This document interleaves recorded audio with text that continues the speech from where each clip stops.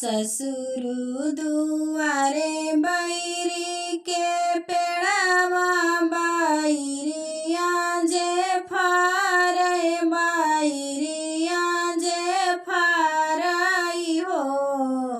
देवर बाईर तोड़ना हम गईले की काटा गड़े अंगूरी में हो। देवर बाईर तोड़ना हम गईले की काटा गड़े अंगूरी में हो। तुही मोरे देवरु से देवरु तुही न मोरे देवर हो। देवर अंगूरी के काटा देत्यो निकारी दर्द बहुत होतई हो। देवर अंगूरी के काटा देत्यो निकारी दर्द बहुत होतई हो। तुही मोरे भौजी से भौजी तुही न मोरे भौजी न हो। भौजी अंगूरी के काटा दियब काढ़ी कढ़ौनी हम लियबै कढ़ौनी हम लियबै हो।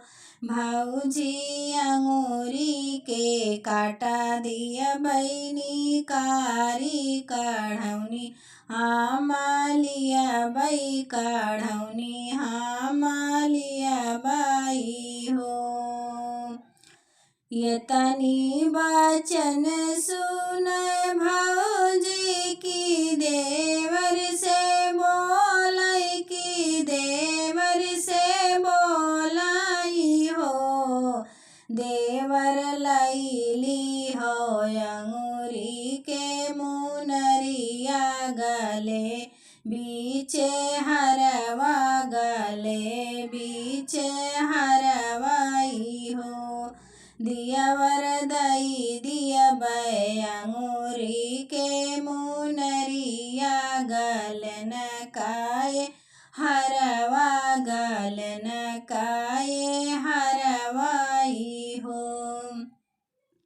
यतनी वचन सुन देवर की भाभी से ती बोलै की भाभी से ती बोलाई हो।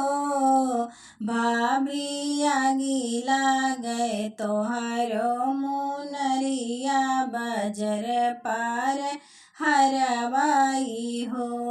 भौजी तोहरे अचर तारे अनरवा ओ है हम लियबै ओ है हम लियबै हो। भौजी तोहरे अचर तारे अनरवा ओ है हम लियबै ओ है हम लियबै हो। यतनी वचन सुन भौजी की देवर से बोला की देवर से बोलाई हो। देवर मोरे अचरे तर बारूदिया के गठिया छुअत भासम होइबौ हो। दियवर मोरे अचरे तर बारूदी के गठिया छुअत भासम होइबौ छुअत भासम होइबौ हो।